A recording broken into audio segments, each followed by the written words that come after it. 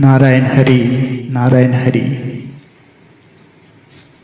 संत सूरदास जी ने कहा है, भगवान के दर्शन करने पर भी संदेह पूर्ण रूप से नष्ट नहीं होगा, किंतु भगवान की कथा सुनने से भगवान में श्रद्धा बढ़ती है और उसकी अपेक्षा भी भगवत प्राप्त महात्माओं का जीवन चरित्र एवं सत्संग पढ़ने तथा सुनने से भक्ति का प्राकट्य शीघ्र हो जाता है, सर्व संदेह नष्ट हो जाते हैं।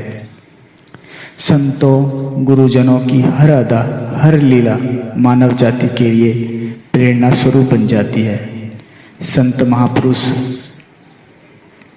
हमारे बीच रहते हुए पग पग पर विघ्न बाधाओं को सहते हुए और उनका निराकरण करते हुए हमारे जैसे लिखते पढ़ते खाते पीते लेते देते हंसते रहते भगवत प्राप्ति की यात्रा करते हैं।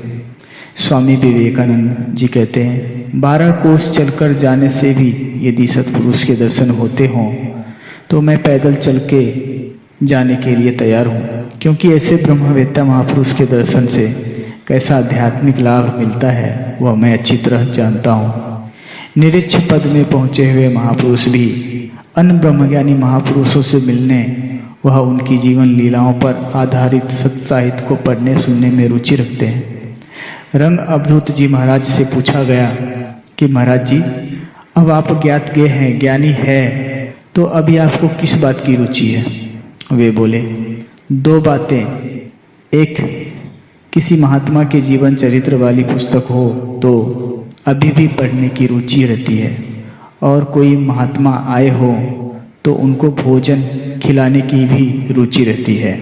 संत ज्ञानेश्वर महाराज, संत नामदेव जी, संत एकनाथ जी महाराज, मुक्ताबाई आदि ब्रह्मचर्चा करते थे। हाथी बाबा, हरि बाबा, उड़िया बाबा, आनंदमयी माँ आपस में मिलते थे तो ज्ञान चर्चा करते थे। ऐसे ही स्वामी विवेकानंद जी, स्वामी अखंडानंद जी, परमहंस योगानंद जी, स्वामी राम देहरादून वाले भी अपने समकालीन अनेक ब्रह्मज्ञानी संतों से मिलते, उनसे परस्पर ज्ञान चर्चा करते थे। पूज्य बापू जी जब अपने मित्र संतों से मिलते तब ज्ञान भरा विनोद करते। ज्ञान चर्चा के दौरान इन महापुरुषों के श्रीमुख से जो ज्ञान प्रभावित हुआ वह उनका सहज स्वनिर्मित विनोद होता था, लेकिन भक्तों के लिए वह बिना प्रयास बिना तपस्या के सहज में ही ब्रह्मानंद से सराबोर करने वाला सरल साधन बन गया। संत मिलन सम सुख जग नाही, हरिओ हरिओ हरिओ।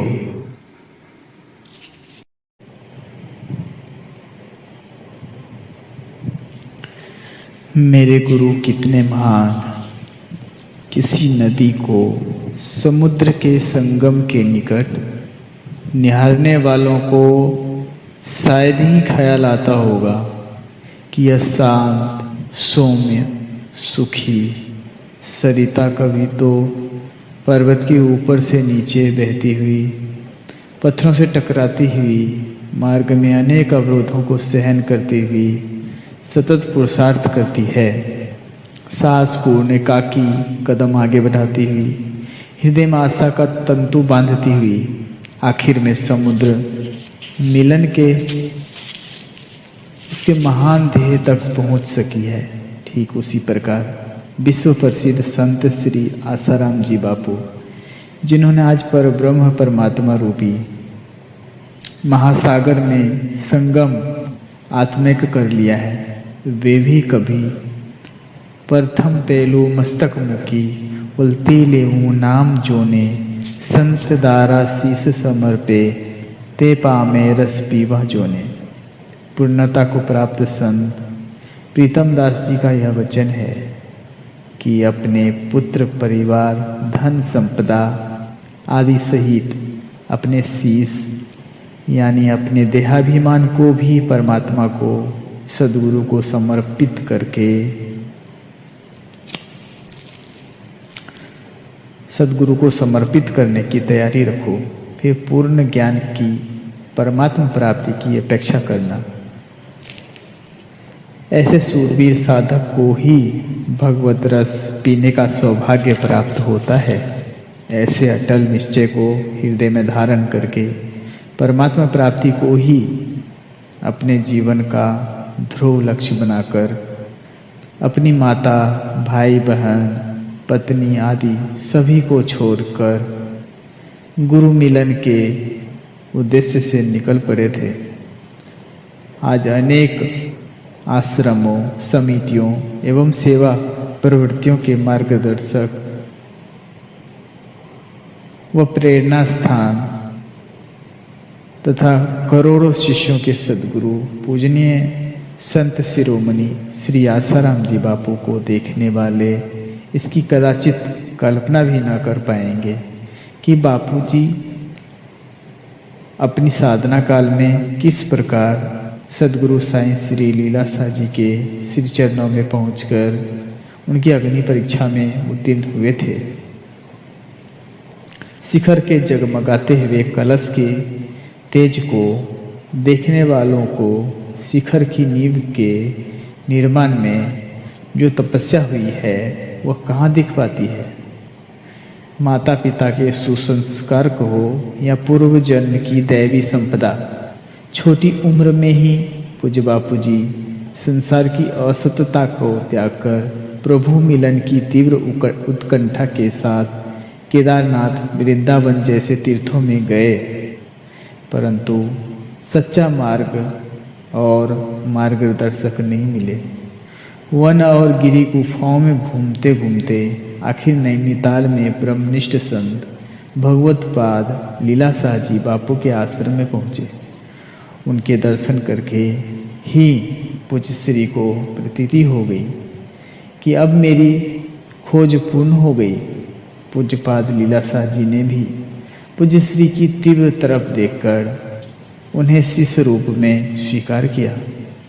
नैनीताल की पहाड़ी पर स्थित गुरु आश्रम से प्रतिदिन सुबह पगडंडी से नीचे उतरकर बाल्टियां भरकर पानी लाकर पेड़ पौधों को सींचना, बाजार से दूध व सब्जियां लाना, बर्तन साफ करना, गुरुजी के आए हुए पत्रों को पढ़ना व गुरुजी द्वारा लिखवाए उत्तर लिखना, गुरुजी को शास्त्र पढ़कर सुनाना जैसी सारी सेवाएं हंसते हंसते तत्परता से पूज्य श्री ने अंगीकार कर ली। 4 फीट की छोटी कुटिया पूज्य श्री को रहने के लिए दी गई, जिसमें सीधे खड़े भी रहा जा सकता था, जिसमें सीधे खड़े भी नहीं रहा जा सकता था, अंदर झुककर जाना पड़ता था। रात तो सोते समय पैर भी पूरे लंबे नहीं कर सकते थे। मूंग की दाल उबालकर खाकर दिन बिताने पड़ते थे। इतने कठोर परिश्रम के बाद भी ब्रह्मज्ञान पाने की तरफ थी तो आखिर में संवत 2021 आश्विन शुक्ल दूज के दिन दोपहर को 2:30 बजे पूज्य लीलाशाह जी महाराज का हृदय करुणा कृपा से छलका और अपने प्रिय शिष्य को स्वस्वरूप में प्रतिष्ठित कराकर आत्मधन से इतना मालामाल कर दिया कि आज लाखों करोड़ों लोगों में बांटने पर भी वह खजाना फूटता ही नहीं है। वास्तव में अद्भुत होता है सद्गुरुओं का आत्मिक प्रसाद। सच्चिदानंद परमात्मा के वास्तविक स्वरूप के ज्ञान को हस्तामलकवत करने वाले जिस स्थिति में कुछ भी प्राप्त करना, त्याग करना अथवा भोगना शेष नहीं रह जाता, उस स्थिति में विराजमान पूज्य बापू जी अपनी उस ऊंचाई का रहस्योद्घाटन करते हुए कहते हैं, हम न हंसकर सीखे हैं न रोकर सीखे हैं, जो कुछ भी सीखे हैं गुरु के होकर सीखे हैं। बापू जी ने अपने गुरुदेव के प्रति स्नेह, श्रद्धा और अहोभाव व्यक्त करते हुए जब भाव विभोर हो जाते हैं तब अपने सद्गुरु के महाप्रयाण के क्षणों में उनका मस्तक अपनी गोद में होने की घटना का चूक स्मरण करते हैं और स्वयं को परम सौभाग्यशाली अनुभव करते हैं। ऐसे सुहृदय पूजनीय संत के जीवन दर्शन द्वारा परब्रह्म परमात्मा के साक्षात्कार का सौभाग्य सबको प्राप्त हो, यही अव्यर्थना। श्री चरणानुरागी पाठकों के साथ संवाद। वर्तमान विश्व संत शिरोमणि करोड़ों करोड़ों शिष्यों के सद्गुरु ब्रह्मनिष्ठ महापुरुष पूज्य संत श्री आसाराम जी बापू का अवतरण समाज के प्रत्येक वर्ग के प्रत्येक उम्र के लोगों में ईश्वर प्राप्ति की भूख जगाकर उन्हें अपने मनुष्य जीवन में सच्चे सुख, परम आनंद एवं अमीट शांति का